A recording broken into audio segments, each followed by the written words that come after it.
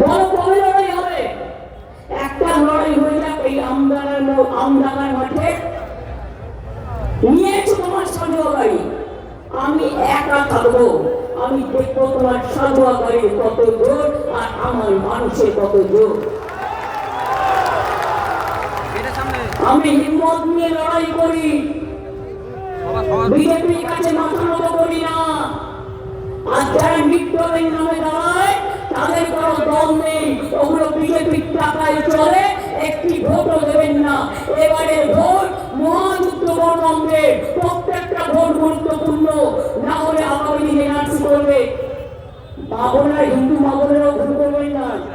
আসামে এনআরসি করে 19 লক্ষ লোকের নাম বাদ দিয়েছিল, তার মধ্যে কিন্তু 12 লক্ষ হিন্দুদের নাম বাদ দিয়েছিল আর 7 লক্ষ মুসলমানের নাম বাদ দিয়েছিল। ওটা একটা ছোট্ট রাজ্য।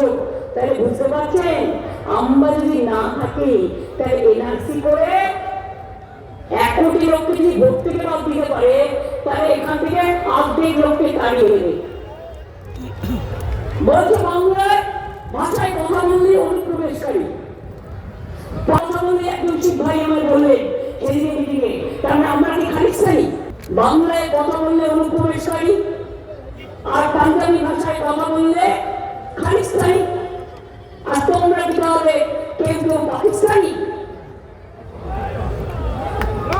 যখন তুমি সৌদি আরবিয়াতে গিয়ে মুঘল সম্রাটের গলায় কোলাকুলি করো, তখন দেখো না তাই সে হিন্দু মুসলমান?